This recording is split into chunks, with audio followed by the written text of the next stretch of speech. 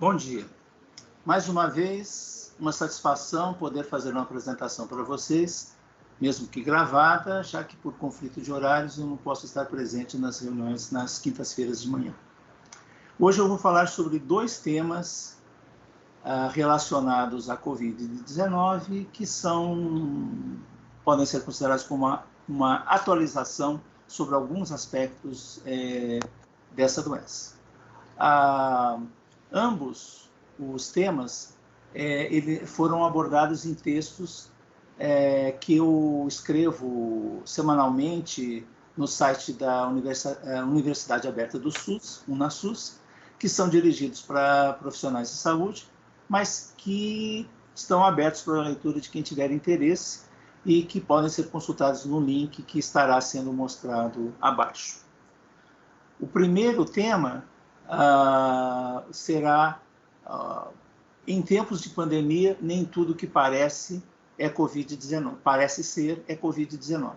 Esse é o título, do texto publicado no site, e se trata de um relato de caso publicado numa revista médica canadense, da Associação Médica do Canadá. É o caso de uma mulher de 40 anos de idade que foi internada num hospital canadense com queixa de tosse, com catarro, falta de ar aos esforços, cansaço, calafrios, tremores e febre que duravam já 10 dias. Ela, quando indagada, referiu ter trabalhado recentemente em casas de repouso para idosos,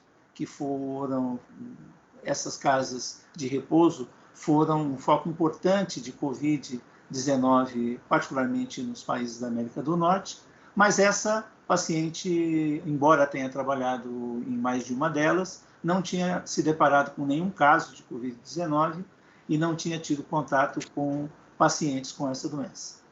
Quando ela foi examinada no pronto-socorro, ela estava com febre, em torno de 38 graus, estava respirando mais rápido do que o normal, e quando foi medida a saturação de oxigênio pelo oxímetro de pulso, quando ela respirava ar ambiente, essa saturação era de 89%, sendo que o mínimo normal seria de 93%. Tá? Então, estava abaixo do normal, ela estava uma má oxigenação do seu sangue. Tá? O que sugeria que o pulmão não estava funcionando, os pulmões não estavam funcionando adequadamente. Ela fez uma série de exames laboratoriais, que se faz sempre na admissão de pacientes aí com a gravidade que ela apresentava, e ela apresentou várias alterações de testes, nenhuma delas específicas para a Covid-19, mas todas compatíveis com esse diagnóstico. Ou seja, poderia ser outra coisa, mas podia ser Covid-19, que era o que eles já estavam pensando, tá? Porque os sintomas eram sugestivos e eles estavam na vigência de uma pandemia de Covid-19, tá? Então, eles continuaram a investigação, fizeram um raio-x de tórax, que também mostrou algumas alterações, que podia ser uma pneumonia, podia ser outra coisa, mas podia ser Covid-19. E foi feito, então, o diagnóstico, a tentativa de diagnóstico de Covid-19 pelo PCR, aquele exame que se faz um swab, um raspado da garganta com aquela zaragatua, aquela haste com algodão na ponta, tá? Que parece um grande cotonete. E esse teste, então, colheu esse material, eles procuraram o material genético do novo coronavírus e o exame foi negativo. Não obstante o teste ter sido negativo, foi considerado como uma hipótese provável de Covid. Tá? A paciente, como ela tinha esse problema de oxigenação no sangue, ela foi internada e ela recebeu um antibiótico, porque podia ser também uma pneumonia adquirida na comunidade, e ela recebeu um antibiótico também. Ela ficou, então, alguns dias internada, melhorou muito devagarinho, mas melhorou, a saturação do oxigênio melhorou, que sugeria que ela estava tendo uma melhora do quadros. Fosse isso uma regressão da própria Covid-19, ou fosse isso uma resposta ao antibiótico, se fosse uma pneumonia bacteriana. Tá? continuou fazendo exames, ela fez uma tomografia computadorizada do tórax, cujos achados também foram compatíveis, mas, de novo, não compatíveis com Covid-19, mas que não firmava totalmente o diagnóstico. Tá? Repetiu o exame, aquele lá para tentar isolar, conseguir isolar o material genético do vírus, de novo foi negativo. No 7º dia de internação, então, foi realizada uma broncoscopia, né, que é um exame endoscópico, que se coloca, então, um aparelho, que é esse broncoscópio, né, pela árvore brônquica, e se visualiza e se coleta material para... E aí o material não é aqui do alto, né, da garganta, mas sim dos brônquios, traqueia, brônquios, então que vem dos pulmões mesmo, tá? Tentativa a esse exame foi de confirmar o diagnóstico de Covid e descartar outros diagnósticos, porque eles tinham muita convicção de que fosse Covid, tá? Quando ela foi fazer esse exame, antes de colocar o broncoscópio, você examina a boca e viram, então, que ela tinha o que se chama de sapinho, né, popularmente, que é candidíase oral, um fungo, o que não é esperado num caso de Covid, mas que é muito frequente em casos de AIDS, quando a pessoa já está imunodeficiente. Tá?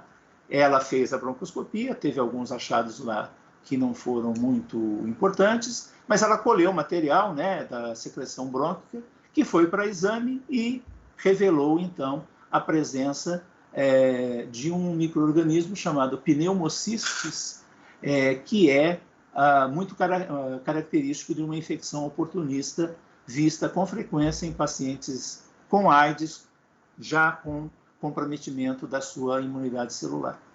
Bom, quando eles viram isso, então, assim, então ela tem AIDS e pneumocistose, ela não tem Covid-19. E foram, então, conversar com a paciente de novo, tiraram uma história melhor, conseguiram mais detalhes do que tinha acontecido com ela antes e fizeram um exame físico mais detalhado. Na história, eles verificaram que a paciente tinha perdido 23 quilos no período de um ano, lentamente, né? Talvez ela não aparentasse, porque talvez ela fosse gordinha e não estivesse emagrecida, mas isso tinha sido perdido, não tinha sido coletada essa informação no início, ou não se tinha valorizado essa informação.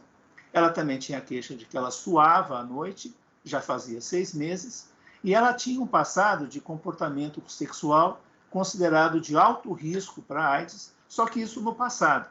Ela tinha um relacionamento atual que já durava 5 anos, com um único parceiro. Tá? Quando foram examinar de novo a paciente, viram que ela tinha uma lesão de pele muito sugestiva de um tipo de tumor chamado sarcoma de Kaposi, que também é muito, basicamente, observado em pessoas que têm AIDS. Pode ser em outras situações, mas a imensa maioria das pessoas com sarcoma de Kaposi tem AIDS. Tem em função da imunodeficiência.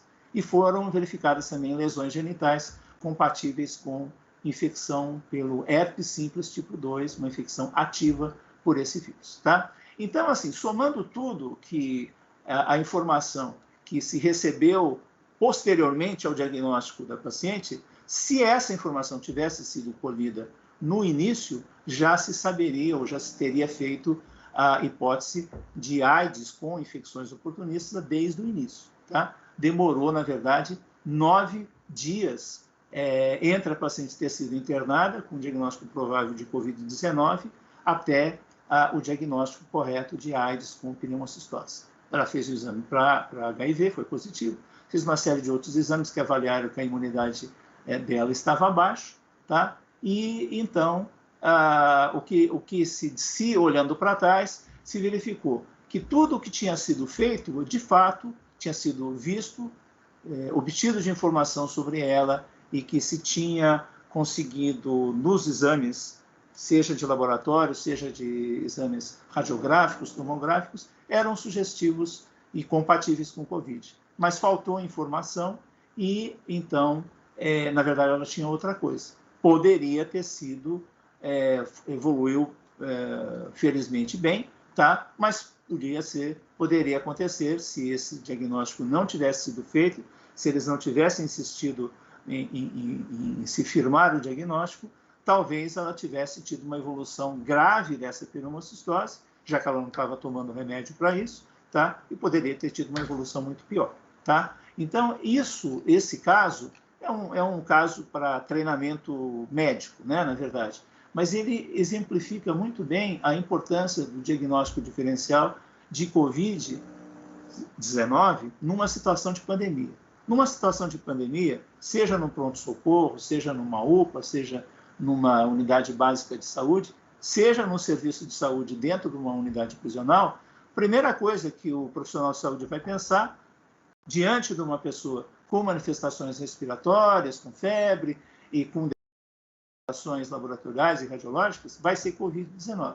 Mas a gente não pode esquecer que antes de existir Covid-19, existiam outras doenças que continuam existindo, que são a tuberculose e que são a síndrome da imunodeficiência adquirida, né, a AIDS, com as suas infecções oportunistas, que tem grande prevalência no sistema prisional, tanto no brasileiro como de outros países, e que é muito importante que não se deixe passar esse diagnóstico. Então, é muito importante que não se esqueça de que não é porque nós estamos tendo Covid que não existe mais tuberculose, não existe mais AIDS. Elas continuam existindo e tem que se pensar nelas para se fazer o diagnóstico o mais cedo possível, porque são doenças que têm tratamento e podem ter uma boa resposta, particularmente se tratadas precocemente.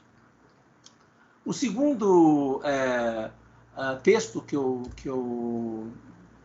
no qual eu vou me basear para falar agora é a questão do risco de transmissão do novo coronavírus por fomites, que ele, na verdade, é mais baixo do que se pensa, tá? Bom, o que são fomites, tá? Muita gente tem medo de adquirir Covid-19 por tocar superfícies, embalagens, objetos, compras do supermercado, o que quer que seja, nas quais possa estar presente o novo coronavírus, né? E, em função disso, existem, particularmente as pessoas mais preocupadas, que têm uma verdadeira obsessão por limpar tudo, por muito medo de tocar nas coisas, o que às vezes até atrapalha o seu dia a dia por aquela preocupação, tá?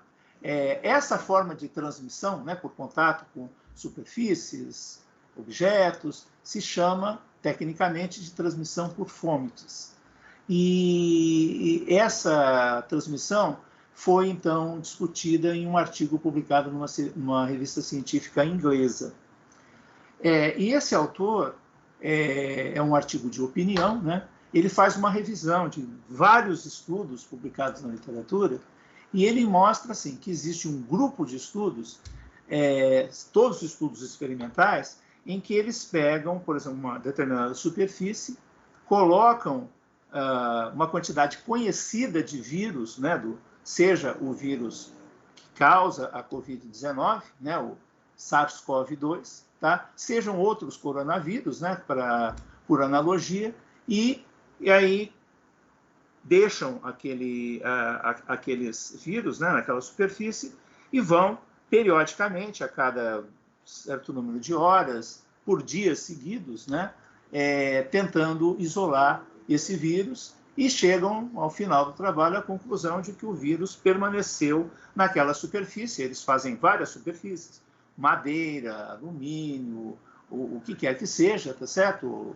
Papel, e veem que em determinadas superfícies o vírus foi isolado por tantas horas ou por tantos dias, tá?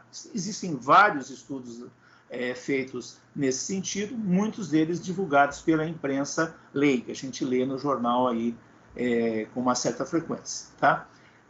O que ele critica nesses estudos é que a maioria deles, e ele especifica, né, dá vários exemplos, os investigadores usam uma quantidade de partículas virais muito mais alta do que seria de se esperar do vírus ser encontrado num ambiente onde uma pessoa pudesse se contaminar.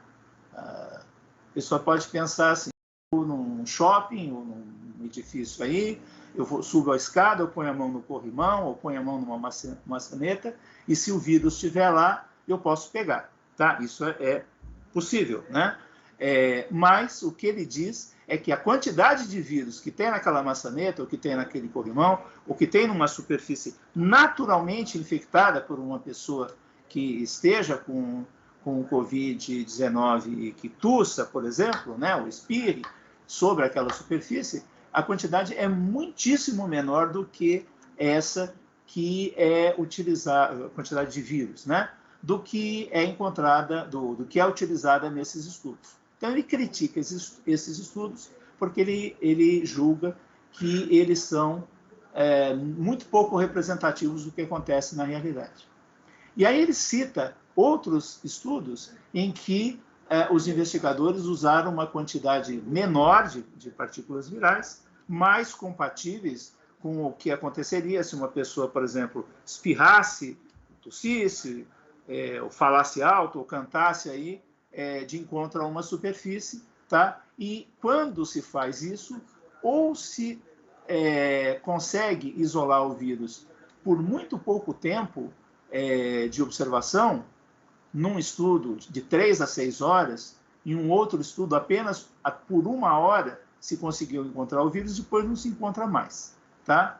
E tem estudos em que não se encontrou absolutamente nenhum vírus quando se fez a primeira pesquisa, seja 1 hora, 2 horas depois deles terem colocado uma quantidade mais compatível com o que é observado na vida real, tá? Então, ele conclui que, do ponto de vista prático, as recomendações não mudam muito, tá?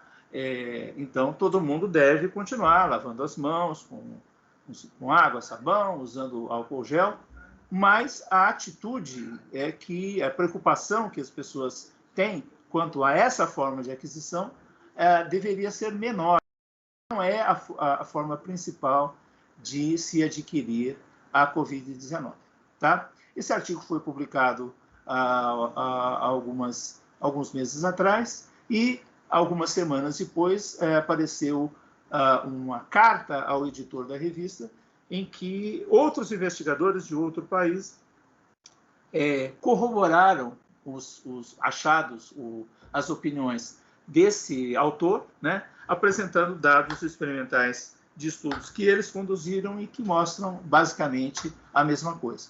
Quando são colocadas, então, quando é colocada uma quantidade de vírus mais compatível com a realidade, né, uma pessoa que esteja com Covid pudesse eliminar sobre uma superfície, o tempo de duração do vírus naquela superfície, independente de qual for, sempre é muito mais curto do que aqueles outros estudos citados anteriormente indicam, tá?